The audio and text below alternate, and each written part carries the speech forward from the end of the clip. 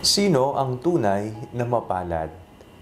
Ako po si Father Fiel Pareha at ito po ang ating segment, ang Daily Devotion, na kung saan tayo po ay magdarasal, magbabasa at magninilay kasama ng salita ng Diyos sa buong taon. Manalangin tayo. Sa ngalan ng Ama, ng Anak at ng Espiritu Santo. Amen. Halina, banal na Espiritu, liwanagan mo ang aming puso at isip nang maunawaan at may sa buhay namin ang iyong salita. Amen. Our Bible passage for today is from the Gospel of St. Matthew chapter 5, verses 1 to 12, and I read it for you. When Jesus saw the crowds, he went up the mountain, and after he sat down, his disciples came to him. Then he began to speak and taught them, saying, Blessed are the poor in spirit, for theirs is the kingdom of heaven. Blessed are those who mourn, for they will be comforted.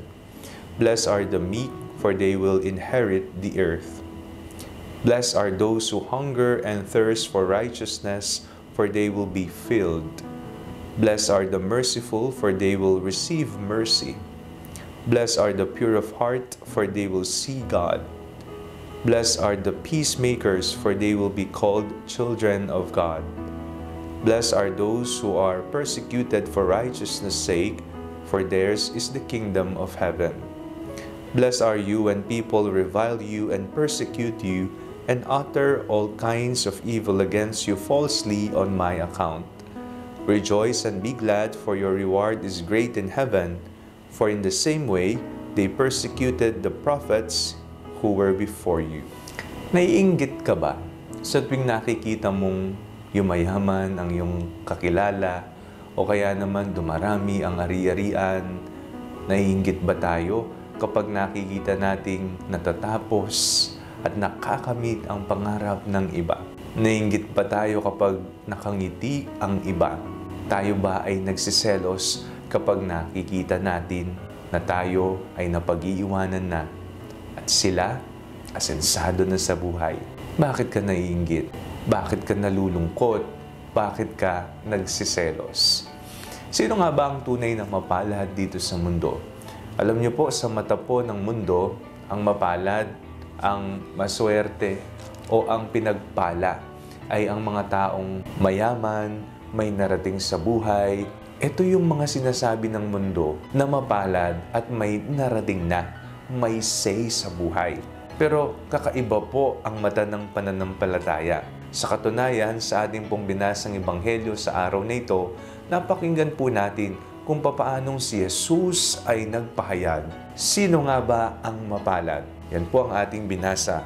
No, blessed are those who mourn, blessed are the meek, blessed are those who hunger and thirst for righteousness, blessed are the merciful, blessed are the pure in heart, blessed are the peacemakers, blessed are those who are persecuted for righteousness' sake, blessed are those when people revile you and persecute you. Kung titingnan po natin, ito po yung ayaw ng mundo. Kung titingnan natin, ito yung mga bagay na kapag ginawa mo, lilitaw na ikaw ay talunan. Pero iba po kasi ang mata ng pananampalataya. Tuturuan kanyang maging banal. Sapagkat ang tunay na mapalad na tao ay ang taong tumatahak sa landas ng kabutihan at kabanalan. Ito po ang naging attitude ng ating Panginoong Hesukristo. Ito po ang inilalatag niya sa atin upang isabuhay natin. Taliwas sa kung ano ang pinapakita ng mundo at nais mangyari sa atin ng mundo. Nawa po, huwag po tayong malungkot, huwag tayong magselos, huwag tayong magmukmok. Maging masaya tayo sa kanila kung sila man ay may nararating na sa buhay. Pero mas maging masaya tayo kung ating sinusundan ang mga inilatag na uri ng pamumuhay ng ating Panginoong Hesukristo.